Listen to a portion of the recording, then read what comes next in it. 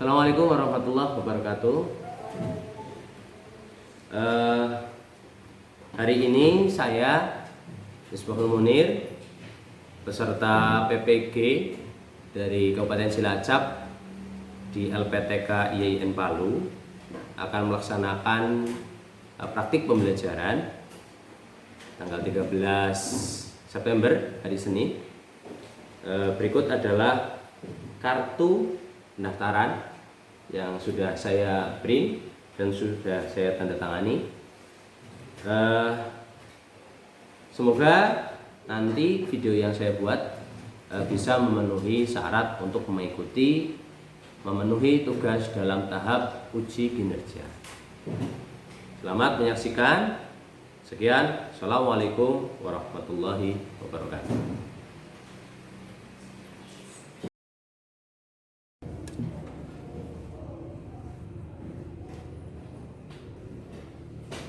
Assalamualaikum warahmatullahi wabarakatuh. Waalaikumsalam warahmatullahi wabarakatuh. Selamat pagi. Apa kabar hari ini? Baik, sehat juga kan? Sehat. Karena kita semua sedang ada dalam keadaan pandemi, adanya COVID-19, virus corona ya. Jadi kita bertemu pakai masker. Walaupun pengap, tapi kita harus terbiasa. Oke, sebelum kegiatan kita dimulai untuk pembelajaran hari ini, silakan untuk berdoa dipimpin oleh ketua kelasnya. Nabi Muhammad ya, disiapkan. Mari teman-teman kita berdoa sebelum belajar.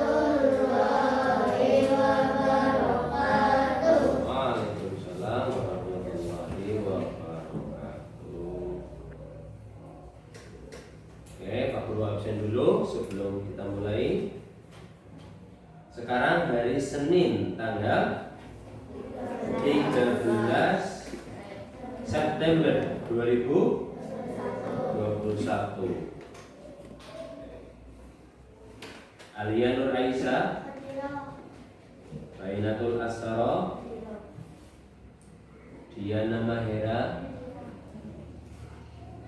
Farhan Dafasa Putra, Faiza Rizki, Ifki Huludun Khoiriyah, Mufti Dwi Prayogo, Muhammad Alvin Al-Ihsan, Muhammad Alfian, Muhammad Abdul Aziz,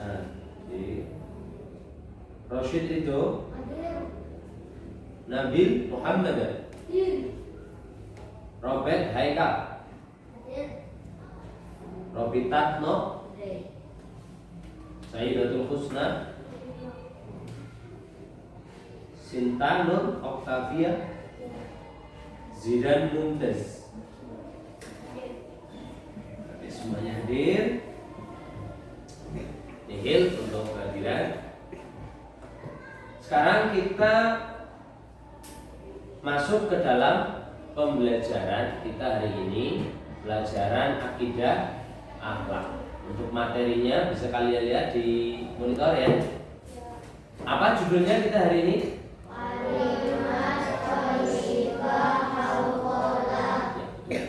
Kalimah thayyibah hauqalah. Oke. Sebelum dimulai masuk, sekarang siapkan dulu bukunya. Silahkan untuk LKS agama, untuk mapel akidah akhlak. Disiapkan sambil kalian memperhatikan apa yang aku tampilkan di monitor, gimana? Layar menggunakan media. Ini namanya apa? Ada yang tahu? Proyektor. Proyektor salah satu fungsinya itu untuk memproyeksikan sebuah tampilan yang ada di dalam laptop ke dalam layar besar. Jadi memudahkan kita. Pak Guru tidak harus menulis di papan tulis. Pak Guru cukup buat materinya kemudian ditampilkan di monitor. Sudah siap semua? Semangat? Oke, kalau sudah siap, kita masuk ke dalam materi kalimah thayyibah hauqalah. Kita masuk ke dalam pembelajaran kita hari ini. Tadi seperti yang kalian sebutkan bahwa kalimat thayyibah hauqalah bunyinya betul la haula wala quwwata illa billahil aliyil azim. Tapi sebelumnya kita bahas dulu dari awal. Kalimat thayyibah berasal dari dua kata, kalimat dan thayyibah. Kalimat artinya itu adalah kalimat. Ya. Al-kalimatu itu berasal dari bahasa Arab. Artinya kalimat. Apa itu kalimat? Kalimat adalah gabungan beberapa kata. Ya kan? Karena ini lafalnya banyak, katanya banyak, maka disebut kalimat. Yang kedua, lafal at-thayyibatu. Artinya baik. Jadi kalimat thayyibah ketika digabung maknanya adalah kalimat-kalimat kebaikan yang jika diucapkan kita akan mendapatkan pahala dari Allah. Jangankan kalimat thayyibah, kita mengucapkan kalimat yang bukan kalimat thayyibah itu saja sudah pahala. Kita dipanggil oleh orang tua kita dengan bahasa yang santun, itu juga sudah dapat pahala. Apalagi kalimat thayyibah yang jelas ini anjuran dari Allah, maka pahalanya pasti. Kemudian yang termasuk dalam kalimat thayyibah banyak. Yang pertama apa? Basmalah bunyinya bagaimana?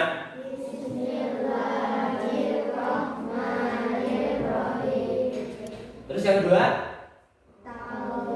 Bagaimana bunyinya? A'udzu billahi minasy syaithanir rajim. Yang ketiga? Bunyinya Assalamualaikum warahmatullahi wabarakatuh. Masih ada lagi. Apa? Tasbih bunyinya Subhanallah. Kemudian tahmid Alhamdulillah. Takbir Allahu Akbar. Ada lagi tahlil, istighfar, astagfirullah. Yang terakhir yang kita bahas hari ini hauqalah. Kita masuk ke dalam materi hauqalah. Allah Subhanahu wa taala melalui Rasulullah sallallahu alaihi wasallam mengajarkan kepada kita manusia untuk senantiasa mengucapkan kalimat yang baik. Di antaranya adalah kalimat thayyibah hauqalah. Lafalnya bisa dilihat betul tadi, la haula wala quwwata illa billahil aliyil azim. Itu lengkapnya. Kalau secara singkat La haula wala quwwata illa billah. Selesai. Itu singkatnya. Kalau lengkapnya ditambahi dengan na'at, sifat al-ghaliyil azim. Artinya tidak ada daya upaya dan kekuatan kecuali dengan pertolongan Allah yang maha tinggi dan maha. Itu tadi lafalnya. Yang kedua terjemahnya. Sekarang mengucapkan kalimat hauqalah itu ada waktu-waktunya. Ya, yang pas itu kapan? Nih, kita masuk ke dalam waktu mengucapkan kalimat hauqalah. Kalau mengucapkannya tidak di waktu ini boleh, ya boleh. Hanya saja waktu-waktu yang kita bahas hari ini itu adalah waktu yang paling utama. Ya, kamu wudhu ketika mau sholat. Ketika mau pergi, bukan mau sholat, kamu wudhu, boleh. Tapi hukumnya bukan wajib, sunnah. Yang dimaksud kita dalam waktu mengucapkan ini, waktu yang paling baik untuk mengucapkan hauqalah. Yang pertama coba lihat gambar. Gambar orang sedang menangis. Berarti ketika kamu menangis, artinya kamu sedang mendapatkan musibah, cobaan. Kemudian gambar yang kedua, banjir. Itu ada orang di atas genteng, bagaimana naiknya? Ada yang naik perahu. Jadi sebuah desa mungkin terendam banjir. Kemudian gambar apa? Orang yang sedang terjatuh, kemudian ada yang datang menolong. Berikutnya kayak Nabil ya, saja ya. Berikutnya yang lain, orang sedang sholat. Kita masuk ke dalam waktu yang pertama. Perhatikan, bentar. Oke.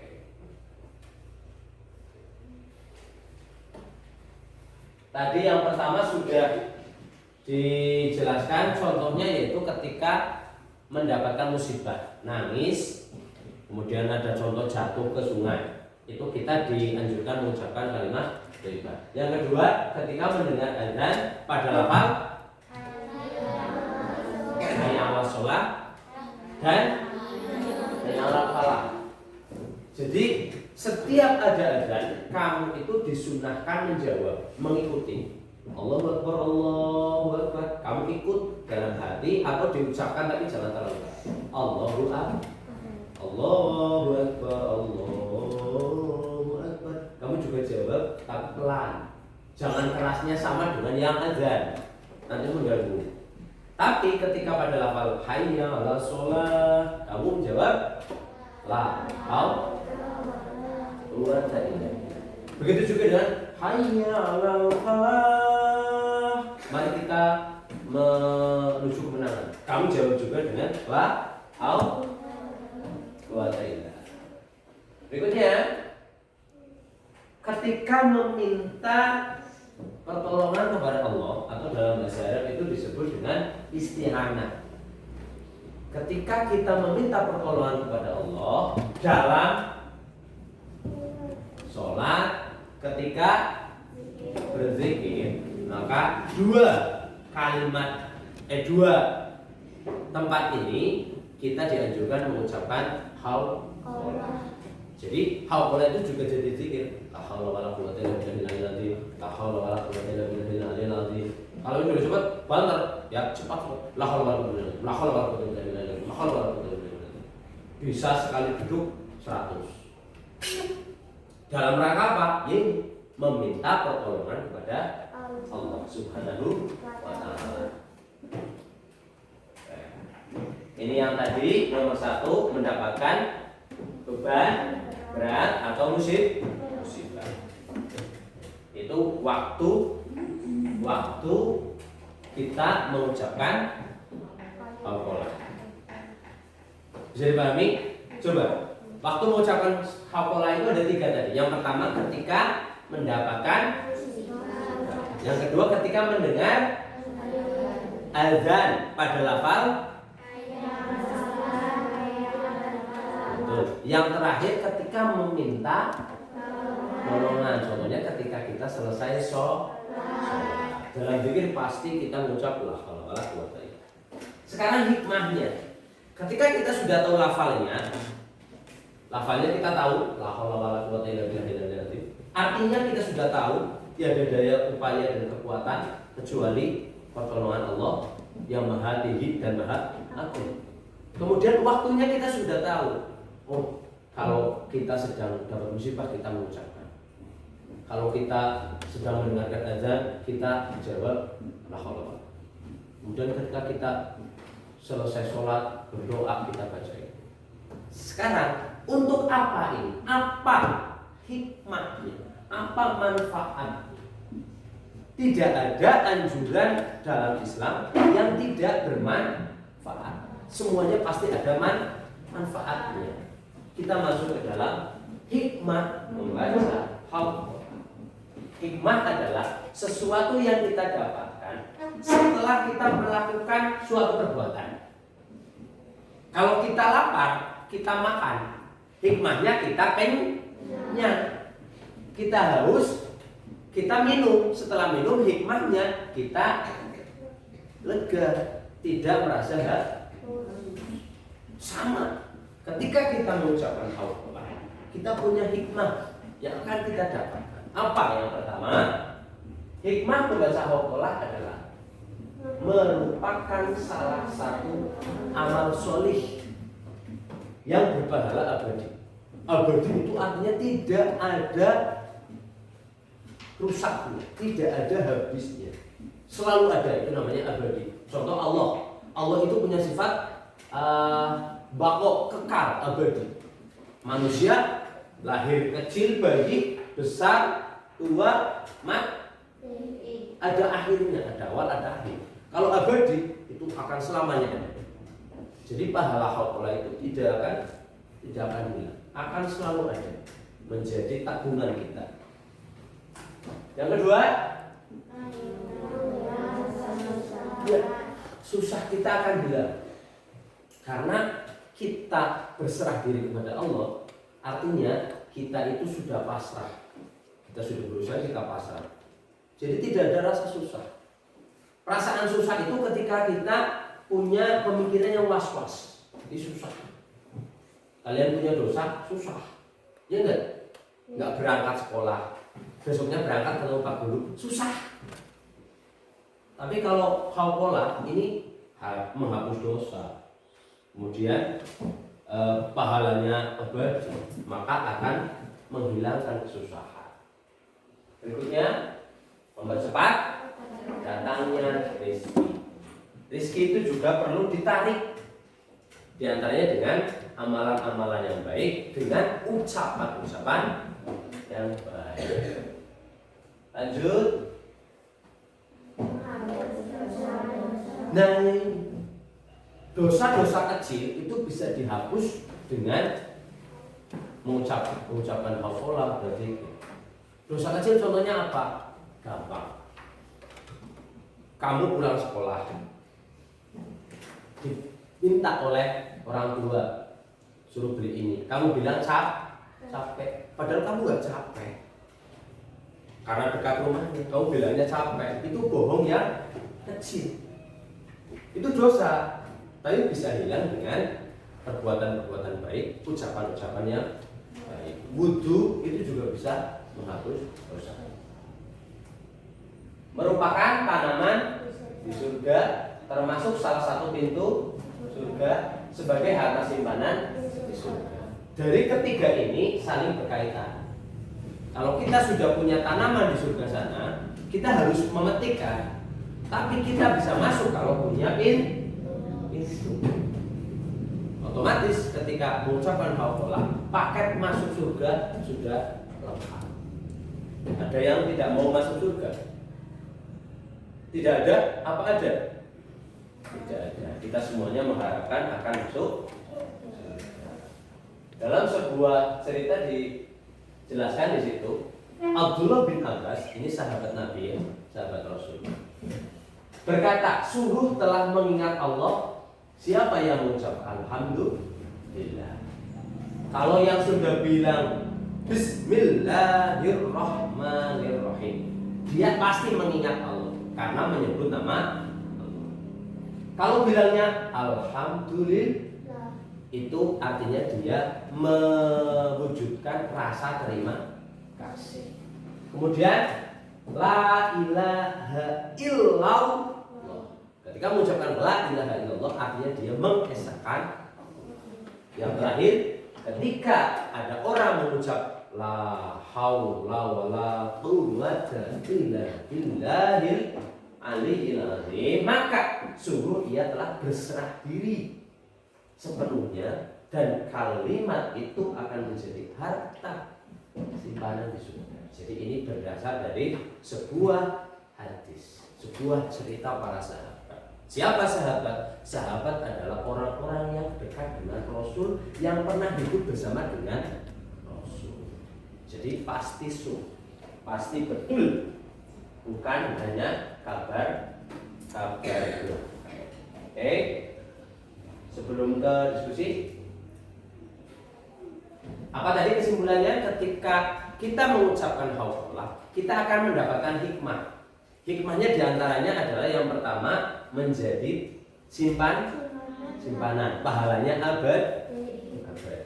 Kemudian menghilangkan dosa-dosa, menghilangkan kesusahan, menjadi pintu untuk masuk ke surga.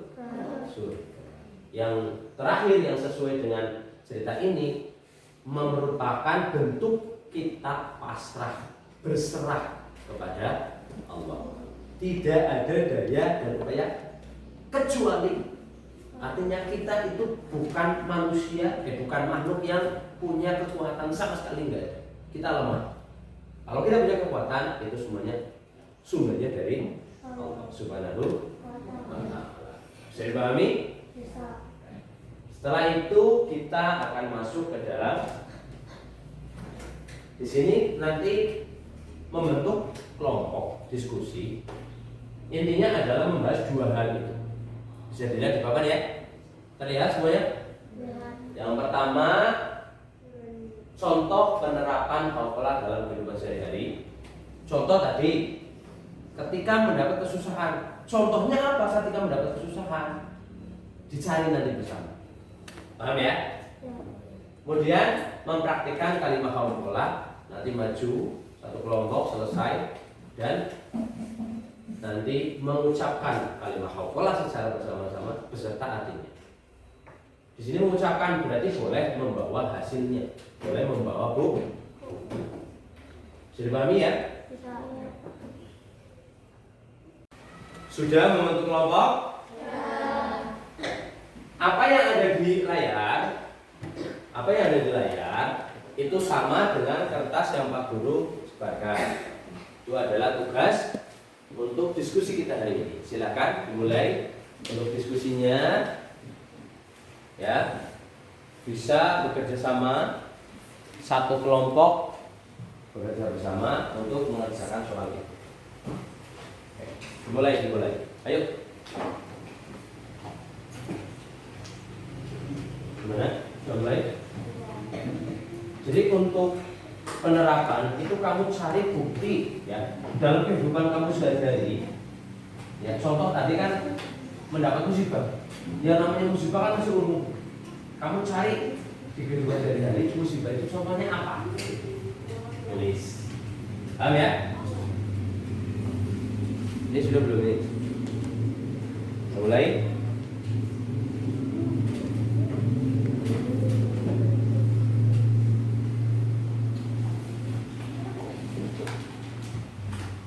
Sama ya, namanya tugas diskusi kelompok ya harus bekerja sama. Nah.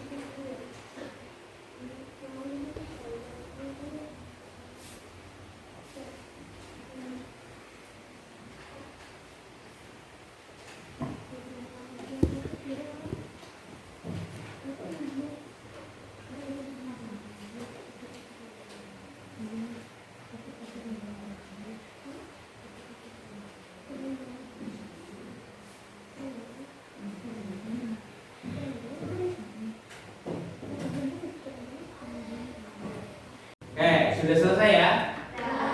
Pak Guru akan minta untuk menampilkan di depan. Pak Guru minta kelompoknya Nabi Muhammad untuk maju ke tempat-tempatnya. Silakan maju ke depan, di bawah bukunya. Berdiri, berjajar. Jangan berhimpitan. Jangan berhimpitan. Ada sebelah sana. Maju lagi, maju lagi. Terus, baris. Yang rapi. Untuk pertanyaan, ada 2 pertanyaan ya. Bacakan jawaban untuk nomor 1. Silakan dibaca bersama. Saya jatuh dari sepeda. Terus? Saya sakit. Ya, lanjut. Saya terleset. Sudah, nomor 1. Sekarang nomor 2, mempraktikkan. Jadi semuanya bersama. Yang kompak coba ucapkan kalimat thayyibah, ayatnya diikuti dengan artinya. Ya? Yo, mulai. La haula wala quwwata illa billahil aliyyil azim. Artinya, tiada daya dan kekuatan melainkan dari Allah yang Maha Tinggi dan Maha Agung. Ulang. Silakan kembali. Dilanjut untuk kelompoknya Diana. Silakan. Berjajar seperti tadi. Jangan berhimpitan. Maju, agak maju. Maju lagi. Ya. Coba dibaca untuk pertanyaan yang pertama, yaitu mencari contoh penerapan haula dalam kehidupan sehari-hari. Ayo sebutkan 1, 2, 3.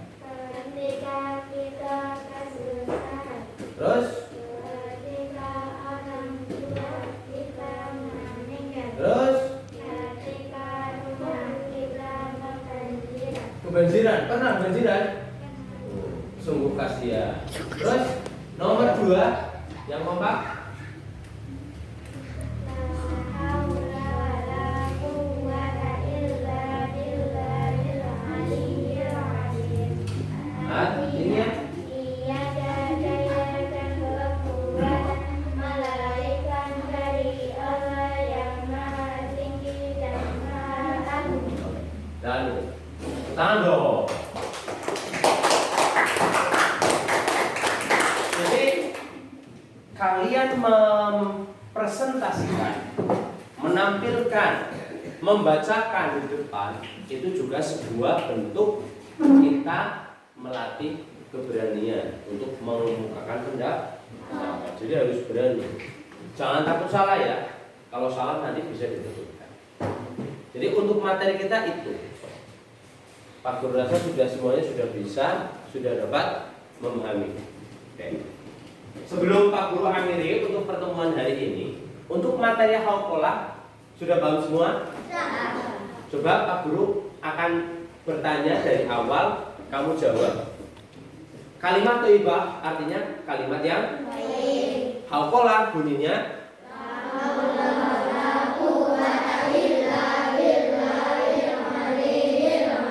yang artinya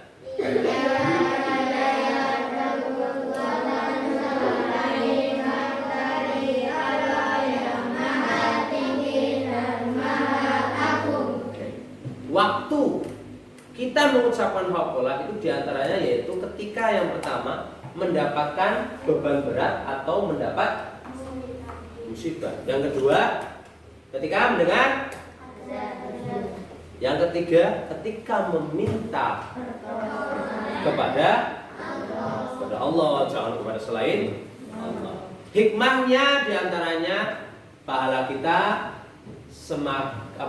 dibilang sebagai pahala yang abadi, menjadi simpanan di surga, menjadi pintu surga, menghilangkan dosa, menghilangkan kesusahan. Jadi lafalnya, artinya, waktu-waktunya, ketentuannya hikmah. Jadi 3 ini. Jadi sudah maju ke depan penerapannya. Yang mendapat kesusahan contohnya jatuh dari sepeda, terpleset, kebanjiran. Itu semuanya adalah hikmah, semuanya adalah penerapan daripada materi kita hari ini, yaitu kalimat thayyibah. Paham semuanya ya?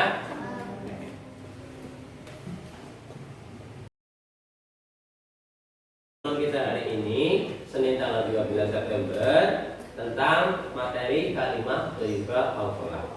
Sebelumnya akan Pak simpulkan dulu ya. Jadi kalimat thayyibah itu artinya kalimat yang baik. Ketika kita ucapkan kita dapat pahala. Arti dari lafal la haula wala quwata illa billahil aliyil azim adalah tidak ada daya, upaya dan kekuatan melainkan dari Allah yang maha tinggi dan maha agung. Waktu-waktunya tadi ketika mendapat kesusahan, mendapatkan beban yang berat, ketika mendengarkan azan, atau ketika meminta pertolongan kepada Allah. Hikmahnya diantaranya kita akan mulai hilang dosanya, karena manfaat hauqalah adalah menghapus dosa, kemudian menghapus kesusahan, merupakan amal sholih yang pahalanya abadi, rezekinya semakin cepat datang, kemudian sebagai bentuk kita berserah kepada Allah dan akan dijadikan sebuah amal di surga yang besok kita panen, karena manusia pada hakikatnya akan mati dan ingin masuk. Untuk itu materi kita hari ini bisa dipahami ya. Kalau bisa sebelum Pak Guru tutup silakan berdoa dipimpin oleh ketua kelasnya. Nabil.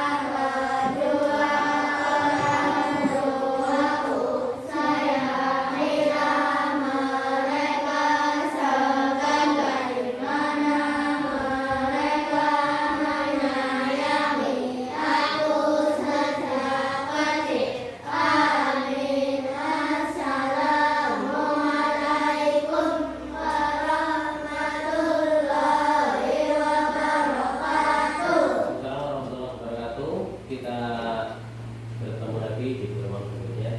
Selamat siang.